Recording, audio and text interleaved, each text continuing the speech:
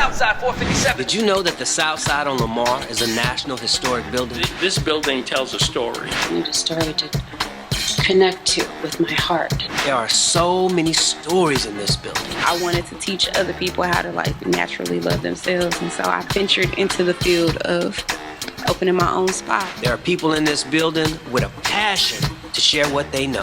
When I share my knowledge and my skills and my gift, I'm serving my purpose. Preachers, teachers, architects, attorneys, engineers, artists of all kinds in this building. What makes this place tick to me and makes it exciting is the combination of so many different kinds of people. It's like a melting pot. It's like a melting pot. 15 years, I've never regretted being here at Southside. Welcome to the Southside 457 podcast. I'm your host, Walter Johnson Jr.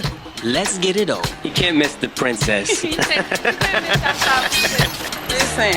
Linda, listen. Southside 457. Welcome to the Southside 457 podcast. I'm your host, Walter Johnson Jr. And today we have a very special guest for you today. Her name is, but before I tell you her name, let me tell you, she's been in this building for 10 years. She moved her parents in this building 7 years ago. And she is a serial entrepreneur. And her next project is AI driven, and she's teaching people like you, and she has tons of stories. But before we get into this show, I want to tell you this shirt is given to me at a very inexpensive price for his name is Justin Kane, and he has a company called Kane Co. So it's underscore CAINQO at Instagram. So welcome to the show, Kellye Kamp, 2Ks. Kellye Kamp, welcome. Thank you.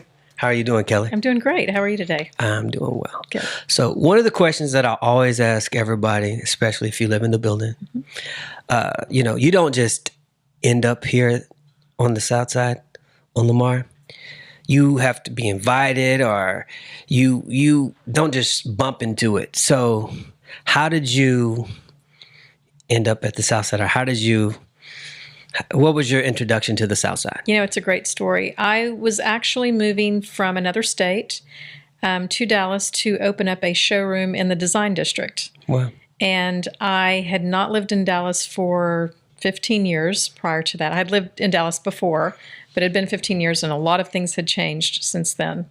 So I was working with a realtor. I was looking for a home in North Dallas, and the prices were skyrocketing at the time. I was getting further and further away from the showroom. I didn't want to be woken up at 3 a.m. with the fire alarm going off and having to travel a long ways to get back to the showroom. So I just said, isn't there anything closer to downtown? And he said, oh, what about a loft? Well, that was a fantasy, right? Yeah. So I said, show me the way. So he told me about Southside specifically. And it was obviously just blocks from where my showroom was going to be. And I came in and I looked in. I saw 3 units. The third one, they were great salespeople. They showed me the best one last. And I said, done. Done and done. And I've been here almost 10 years. 10 years. Okay. So what were you showing at the showroom? It was a high-end kitchen and bath showroom, but it was not like anything you've seen. Everything was functional. I basically built a home in the showroom. I cooked for guests every day. Wow. And I had the best of every appliance, cabinet, countertop in the world, and mostly brands that nobody had ever heard of. Okay. So that's how you got to Southside. That's how I got to Southside. Okay. So 10 years. Mm-hmm. What keeps you here? I love it. I love the community. I love the culture. I love the creativity. It's like a city within the building. Everything you could possibly want just about is here. And even more interestingly enough, about almost 7 years ago, I had my parents move into the building. Oh, wow. 7 years ago? Almost 7 years ago. Oh, wow. And they had been living in a very small town in Oklahoma. They had been in the same house for 53 years. So they had had the same friends, the same mechanic, the same grocery store, the same conversations for 53 years. And being an only child in another state, I knew that as they aged, that was not going to be sustainable. And I just started asking questions. I never told them they had to move. I think that's the worst thing an adult child can do.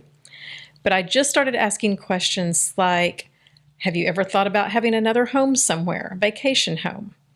And that planted the seed of another place. And then I started saying, what are you going to do when you can't stay in this house, or when you have to drive an hour and a half to see your doctor? Or my father was diagnosed with Alzheimer's. What are you going to do when he starts to decline? And so I just started asking really deep questions that they had never considered. And about a year and a half later, they came to their own conclusion that it was time to move. And of course, I begged them to live near me. And I said, you can live in my building. It's a great building. It's got everything you want. You don't even have to get out and drive if you don't want to. So they decided, on their own free will, that they would love to live here. And they didn't even get to see their unit. I actually picked their unit and signed the lease, and they never saw it until the day they were moving in. Do they love it? They love it. It has radically changed their lives. They're living their best lives. They're now 87 and 90. 87 and 90. They're having a ball. They know everyone in the building, I think. And yeah, it's just great for them. And my dad's got total freedom. He can run the whole building, and he does. And we don't have to worry about him. Yeah. Yeah. It's been great. So we were talking a little bit before we started recording. You said that you are a serial entrepreneur. Yes. So before I go there, you're from Oklahoma. Originally, yes. Okay. So tell us a little bit about your story before you started doing the cabinets and before you moved to Southside. Yes. Who is Kellye Kamp? Who is Kellye Kamp? Kellye Kamp definitely marches to. Is it her Kemp own- or Camp? It's Camp. Camp. That's what I thought. Thank you. K-A-M-P. Yes. It's that Southern thing. It's just like it could be a bunch of them. They could, and it's 2 syllables. Okay. I have always done my own thing. I've never quite fit in with the crowd, which my parents always told me was a good thing. Yeah. And that I should always be the leader, not the follower. And they probably drove that into me a little too hard, because I've always been somebody who wants to go their own way and not follow the crowd. Yeah. And I tried corporate America the first 12 years out of college, and it didn't work for me. I was always asking questions like, why are we doing it this way? Why can't we do it a different way? Why can't we do it better? And usually middle management doesn't like that. Yeah. So it was frustrating for me. It was frustrating for them. I finally left, and I thought I could just start my own company. I'm seeing how these businesses are run, and they're not making good decisions, and they're not great communicators, and they're not good to their employees. And when I moved, I'd moved to Dallas, moved back to Oklahoma for family purposes, and just realized that I was working for a contractor at the time, and I thought, I could do this so much better than him. So I left after 4 years with him, started my own construction company. You started a construction company. I did. Oh, wow. I left advertising. I'd done advertising the first 12 years out of college, exited as a senior creative director. Got to Oklahoma. There were no ad agencies there. There was one. I worked for them for a year, left because I was already frustrated, and started this construction company 4 years later. And I had a very successful business there. Oh, wow. What was the name of your construction company? Or is it still yours currently? I still have the name. It was called Renovate Kate. Renovate Kate. Mm-hmm. Okay. Yep. So I remodeled homes, and it was exactly the same job as being a creative director for an ad agency. So you did a lot of subcontracting? Is that what you mean by that? Well, yes. So I managed the clients. I worked with their budgets. I had to create something that had never existed before that they couldn't visualize, just like I did in advertising. Yeah. And I had to work with all of these creative people to create a vision for the client, manage budgets, the whole thing. The only difference was in advertising, it was a little frustrating because we worked so hard on these campaigns for a client. We never got feedback. Did it work? Was the client happy? Did they make money? We didn't know. Building a house, remodeling a house, there was a clear before and after. Yeah. And I could stand back and say, oh yeah, I did that. And it was very satisfying. So, what do you do now? Well, now I've started another agency. Because you said a serial entrepreneur. I did. I tell you, I started an AI agency. Okay. And I'm the only one I know so far that has an AI agency. So I'm still trying to figure out exactly what that looks like. But it's been interesting. And I'll tell you the reason I started it is because I had moved to Dallas, did advertising for 12 years, moved back to Oklahoma for some family reasons, was gone for 15 years in construction, came back to Dallas, decided I really missed advertising. I was really good at it. I wanted to get back in. I had missed the entire digital age of advertising and marketing. With social media? Social media, SEOs, all of it. Gotcha. I knew some terms, but I didn't know how it worked. And I was too far behind to catch up. And I was older. And no one wanted to hire me, which was devastating because I was completely irrelevant and I was very good at what I did. Yeah. So when I heard about AI coming along, I jumped on it day one. Tell me why. Because I was too old to be irrelevant again and try to start over again. So you got ahead of the technology. I got ahead of the technology and I've stayed ahead of it.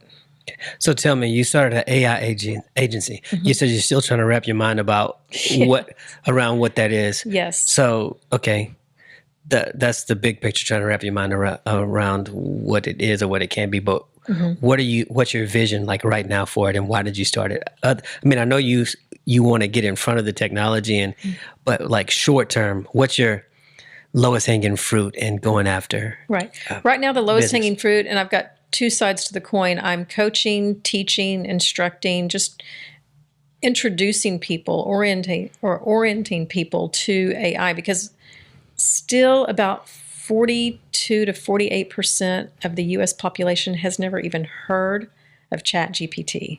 Wow. Believe it or not. There's only about 2% of people that have used ChatGPT more than a couple of hours.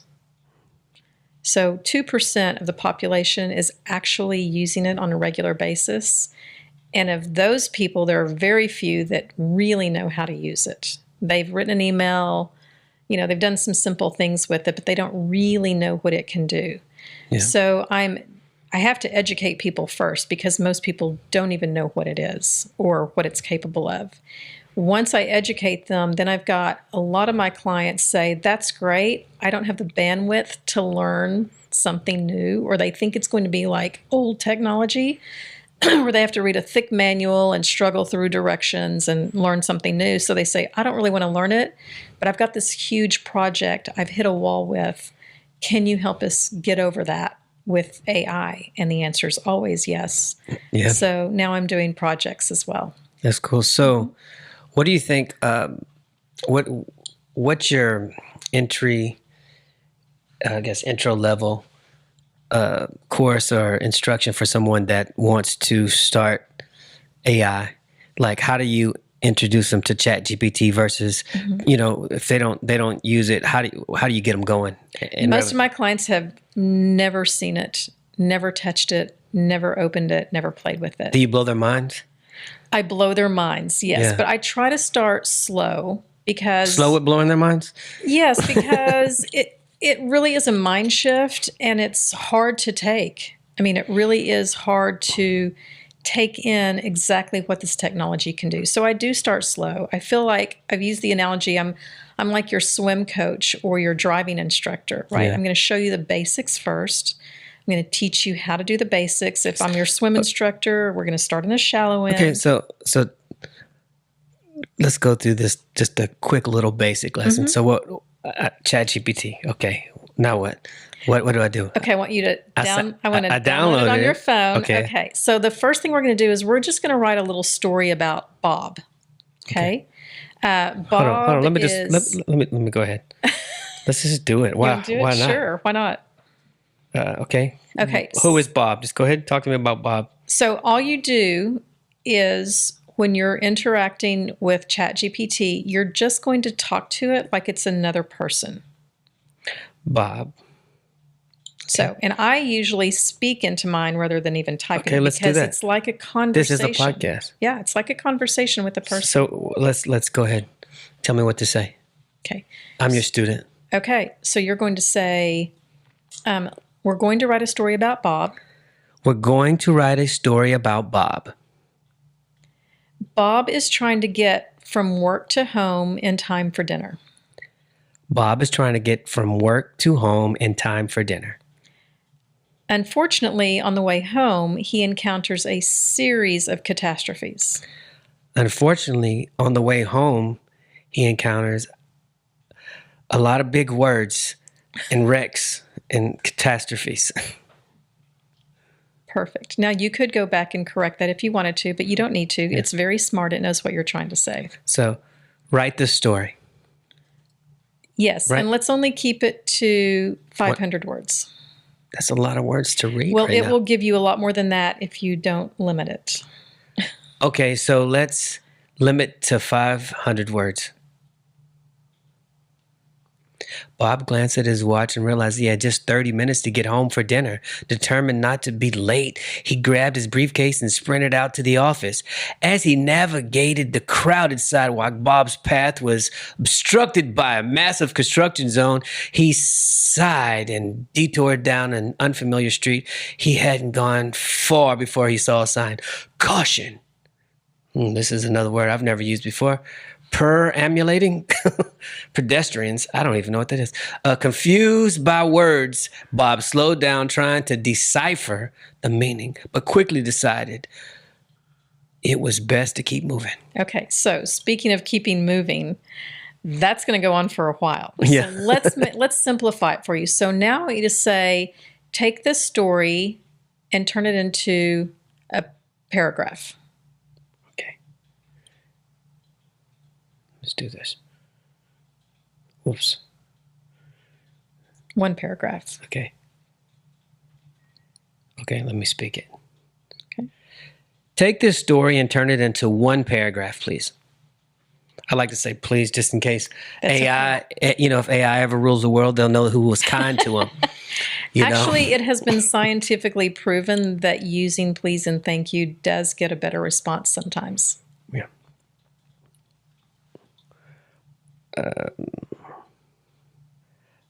This is a long paragraph, but that's okay. We're going to keep going. Okay. But you got a paragraph, right? I have a paragraph. Not 500 words. I have a long paragraph. Okay. They've turned. Okay, go ahead. So the next thing you're going to say is take this paragraph and turn it into bullet points. Okay. I'm a little slower. Let me just cut this out. It's okay. Take this paragraph and turn it into bullet points. Bob glanced at his watch and realized he had just 30 minutes to get home for dinner. Determined not to be late, he grabbed his briefcase and sprinted out to the office. Navigated the crowded sidewalk. Bob's path was obstructed by a massive construction zone. Forced to detour down an unfamiliar street, he encountered a sign. Caution. There's that word. Pedestrians. Confused by big words. It says confused by big words. Bob slowed down quickly to decide to keep moving. Turning the corner, he encountered a fender bender with a traffic and standstill. Decided, okay. But it gave you bullet points, right? Yes. So now instead of this huge long story, you can just ask for bullet points and it's going to give you just the highlights of the story. Okay. So how would somebody practically use this that's not a writer or trying to write a story? Well, it just wrote you a story, and if you're not a writer, you just tell it what the story is about, and it will tell you a story. Now, here's the caveat that I tell all of my clients. ChatGPT or any large language model, there are many of them, Chat is only one of them, I tell them it will get you about 70% of the way there. Yeah. After the 70% foundation that it builds for you, then you turn into the creative director, right? Yeah. So you're going to have to still be involved. We call that a human in the loop. We always need a human in the loop to tell these large language models what we like, what we don't like. You're the creative director. Keep this part, take that part out. This isn't what I really meant. Rewrite this paragraph, so forth and so on. But you just saved yourself 70% of the time of staring at a blank piece of paper going, I don't know what to do with this. I don't know how to start. At least you have a start, and now Yeah. you can just edit, which is a lot easier. I agree. Or you could ask for an outline of your story, and it will give you an outline of the story before you begin, and then you can start to build each chapter of the book if you're writing a book. Okay, that's good. So if people want to use this outside of writing and everything else, and they want to take your course, what's some other things they can use? Gosh, so many things. So we could have said, go back to that last paragraph and turn it into Spanish, Oh, and it will write it in Spanish. Or put it in Korean, and it will write it in Korean. Then I can say, take Bob's original story and write me a 16-line Shakespearean poem about Bob's experience. And it will do it in about 3 seconds. that'll help with emails and text and So all much kinds more. of things. Yeah. So now you can also do analytics. You can start to bring your business information into ChatGPT. You want to redact any private information like your name or social security number or account numbers. You don't want to upload that just like you would to the internet. Yeah. But you can start to download your business data and start to do analyses on your business. Well, So writing an email with it is a great place to start. That's not even scratching the surface of what this can do. so what's your vision for AI in your company? What, I would really love to have an agency. I actually have a group of about 60 people that I've been learning this with for the last year. We meet on TikTok, of all places. 60 people. About 60 of us are there regularly. We usually have more than that. But for the last year plus, about 40 to 60 of us show up every single night, 5 nights a week, for about 2 to 2.5 hours. And we try all the new tools. We try to break them. We see what we can do with them. We experiment. We ask questions, and we dig into it. So that's just the language models. They have pictures and visual side of things too. Do you teach people that as well? I do. It's not the primary thing that I'm teaching right now. I'm really more focused on the business side of it. Yeah. But I have done lots of art with it. I have written songs with it. I've written poetry. I have a friend, one of the people that's in my group is actually writing a Broadway play with it. Now, again, are humans in the loop, right? Yeah. You can, this It is what just I tell speeds up the process. It speeds up the process and it builds a foundation for you so you can get to what I call the essential work Yeah. and spend less time on the non-essential work. Like coming up with the name but sometimes the name can be, but I understand what you're saying. Well, again, it's probably not going to give you the perfect name. Yeah. But it's it going to gets you give close. you some ideas that might spark other yeah. ideas. It's like the way I look at ChatGPT, it's like another person in the room. Or it's like having somebody to kick ideas off of. It absolutely is. And fast. Like you don't have to wait for them, right after they say then there's an answer. That's right. Yeah. That's right. And that's how I use it. It's just a partner. It's a creative partner. It's somebody who's going to help ideate with me or answer questions that I don't know the answers to. It's like having a very intelligent person at your side, and they're there to answer any questions that you have. So do you feel more empowered now coming into this space that AI has, now it's been, created, and now you are doing this thing with AI? Do you feel like you're back in the game now? And I you am can't? so back in the game. I'm hoping I'm lapping people in the game. Yeah.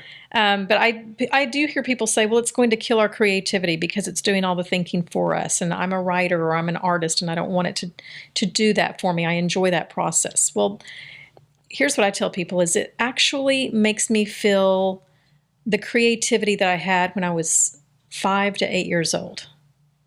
And why do you say that? Well, think about when you were 5 or 8 years old. Think of how creative you were. Think of all of the things you dreamed up doing or the inventions you wanted to create, or maybe you wanted to be an astronaut. I hate dirt in the backyard.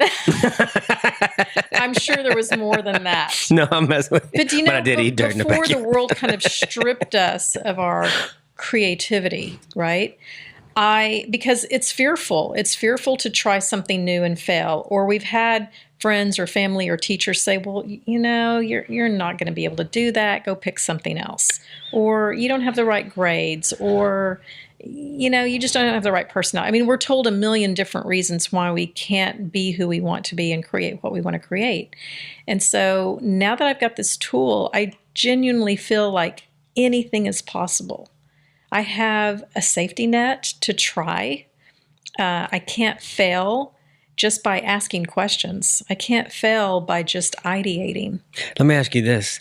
So creating your AI agency, have you been using AI to create that and to give you vocabulary? And Of course. yeah, Of course. that's good. I use it to write my business plans, to help me dream about what this could be, to think beyond my own creativity, who my staff might be, what kind of projects I want to take on and what that might look like. What do I need to be learning that I don't already know if I'm going to do X with my business?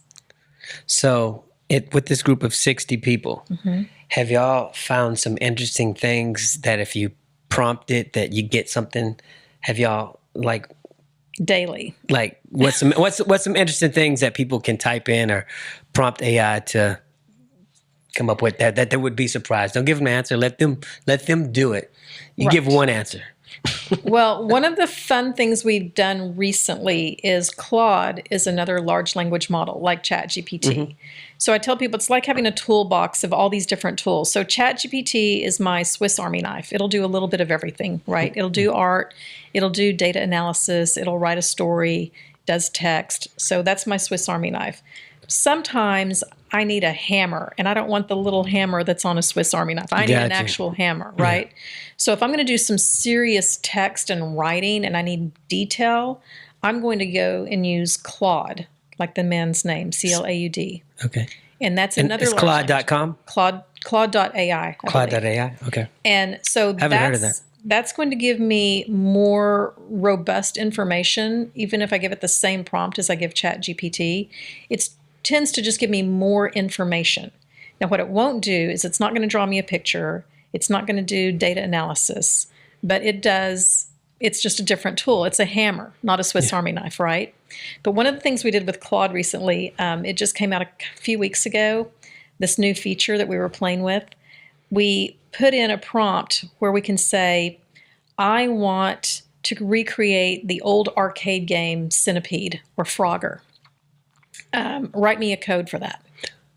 Oh. And it writes the code for the game. And as long as I've been doing AI, I was doing it, at home because we're meeting virtually. I'm at home creating my own game, and I go, okay, I've got the code. Where do I put the code? Yeah. And they all laughed at me and said, you just tell it to play the game. I didn't know that. That's all you do. You're just talking to. I didn't know that. Right. I know this. And So you I say still cannot play wrap the my head game? around- Play the game. And it'll load it up for you? It's already done. There's no loading. So you can actually play the game. You're playing the game. So I had Frogger, and it had like these weird little nondescript figures Play the game. trying to go across some other blocks. And I said, no. I want an actual frog icon, and I want real vehicles, not blocks. And I want it to be more colorful, and I want some music behind it. And then I said, and it did it instantly. And do you own the rights to that? Sure. Wow. At this point, yes. Copyright's a big thing right now, but at this point, Put it out. put it out. And then I said, you can just keep telling it. So then I said, okay, now that you've created this Frogger game for me, I want you to do different levels of difficulty so I can learn how to play the game, and then I want you to score it for me. It just did it. I don't have to know how to code. I don't have to draw anything. I don't have to give it a reference. It already knows what the Frogger game is. Man. And it just created it. So that's the power. And that's just a fun thing. But you start applying that to business, and it gets pretty interesting very quickly. So in that creative mind of yours, where is AI going? What's your imagination? How far can you go? I'm just trying to get through the next week. I'm still on Claude and Frogger. I mean, the thing is, the technology is changing so quickly and it's advancing so rapidly. We've never seen anything like this before. This is not Google on steroids. This is radically different than anything we've experienced before. because we're so used to doing things the hard way. Another line I hear from a lot of my students is, "Isn't this cheating?" And I look at them and I say, who told you that if life wasn't hard, it was cheating? Well, first of all, right? It's like saying using a calculator is cheating. Right. Same thing. Yeah. Same exact thing. Or using math. I mean, we don't want to not know anything about math and try to use a calculator. Yeah. Right. If you don't understand the basics of multiplication or Then adding and you're just subtracting, looking at then it's a worthless tool. So Yeah. they're, again, human in the loop. You've got to know how to use the tool and what you want out of it. and what you want out of it for it to work effectively. But it is just a tool, but it's the easiest tool we've ever had in humanity to learn and to use. I got you. So that's if you want to. If people, well, hold on, we'll get to that. First of all, funny stories in Southside. What's your funniest story in Southside? Interesting story, anything? My funniest story is I moved in on October 30th, and there was a huge Halloween party on October 31st. And they used to have these parties where they would invite a floor to maybe 10 lofts on each floor to open up their lofts so everybody could come in and just see how you decorated and how you're living there. And it was really fascinating. And I had just moved in the day before, and they had a loft party. I don't think it was on my floor, but I saw these people going somewhere, and somebody said, "Hey, are you going?" So I went. And everyone was dressed in Halloween costumes. And I thought, is this normal for the building? Like, what did I move into? Yeah. Not realizing it was Halloween. I didn't realize it was Halloween. So that was pretty funny. Cool. So anything that you want to share that I didn't ask you? I will answer your question about where I think AI is going or Okay. where I want it to go. Okay. It sounds a little crazy. It can sound a little creepy because we're all been programmed to think AI is the Terminator, right? It's these humanoid robots that are going to kill us or take our jobs. And there are robotics out there, but a Roomba is a robot that vacuums your floor. So not all AI robots are scary. There are some that I'm keeping an eye on and I, am not feeling great about. But the X factor that most people don't consider is humanity, right? We'll only take so much that's not human before we start to push back. So I really do believe in humanity will sort of gauge where the tech is going. And if it gets too scary or too invasive, I think there's going to be pushback. Quick example, there was a Whole Foods in New York City a few months ago that opened up. There were no humans that worked there. It was strictly you walk in, you get your stuff, you do self-checkout. There were cameras looking at everything to make sure you're not stealing. It wasn't even open, I think 2 or 3 months, I might be wrong, but it was only open a few months. And it closed because no one would shop there. Even in New York City, people want human interaction. Wow. They pushed it too far. So here's the thing, though. They have a McDonald's like that, I think, in Fort Worth. Mm-hmm. And they have just like 1 or 2 people. They change shifts, maybe 3 shifts with whatever, 3 or 4 people. But you don't interact with a human at all. Right. You just order your food and we'll see how it goes. Yeah. It may work, it may not work. But, we don't none of us have to go to the grocery store, right? But Amazon. We do. Instacart. Because we need that human interaction. Yeah. So I think there's going to be pushback naturally. I just like to pick my fruit too. Yeah, see? Right? Not a machine can't do everything for us. They can't feel the avocados, Right. On the opposite side, what I'm really looking forward to are these things called agents. So it sounds scary, but it's not humanoid and it's not going to take anything from us. It's just another tool that we can use. But instead of getting on Google and saying, I need an airplane ticket to Italy for 2 weeks, what's available, and you've got to scan for days through all of the pricing and the layovers and it's just a hassle. And then you got to go book your ticket and then you got to do all this stuff. Agents, you will say to them, I need a ticket to Italy. I want to travel on these days or within this range. I want to spend this much money. And it just goes and does it. It will find it. It will book it. It will, whatever you tell it to That do. sounds like old school travel agents. It is, but it's an agent doing it for you, right? Find me restaurants So they that find are the going to cheapest be deals less than and- $50 per person Yeah. to eat there. It will not only find it, but it will book everything for you. It'll actually do it for you. Wow. That's what I'm looking forward to. Well, that's good. So let's give the people your information. Just look at this camera and just tell them where they can find you and where they can sign up for your AI classes and Sure.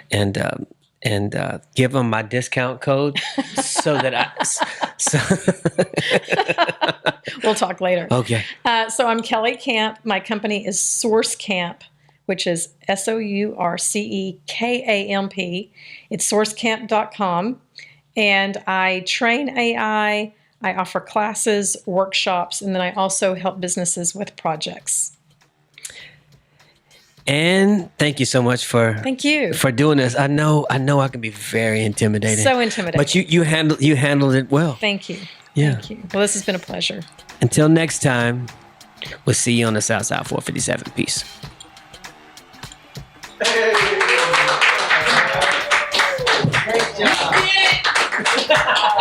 Southside 457.